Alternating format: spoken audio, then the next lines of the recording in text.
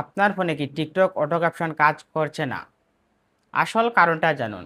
আপনি কি টিকটকে ভিডিও আপলোড করতে গিয়ে দেখেছেন অটো ক্যাপশন আসছে না, অথচ আপনি চাচ্ছেন আপনার ভিডিওতে সাবটাইটেল তৈরি করতে, অথচ অন্যের ফোনে ঠিকই কাজ করছে?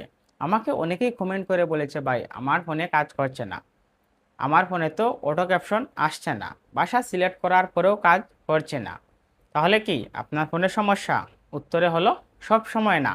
আসলে টিকটক নতুন ফিচার একসাথে সবার জন্য চালু করে না, ধাপে ধাপে বিভিন্ন অ্যাকাউন্টে দেয়। তাই একই মডেলের দুটি ফোনে হলেও একজনের অটো ক্যাপশন থাকতে পারে আর অন্যজনের নাও থাকতে পারে।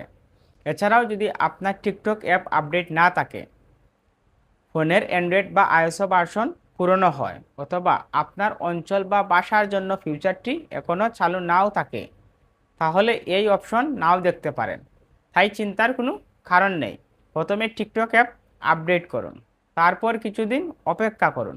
বেশিরভাগ ক্ষেত্রেই টিকটক নিজেই পরবর্তী আপডেটে এই ফিচার আপনার অ্যাকাউন্টে যোগ করে দেয়। এমন টেক টিপস জানতে ভিডিওটি লাইক করুন, চ্যানেলটি সাবস্ক্রাইব করুন, আর কমেন্টে জানান আপনার ফোনে অটো ক্যাপশন আসছে নাকি এখনও আসে নাই।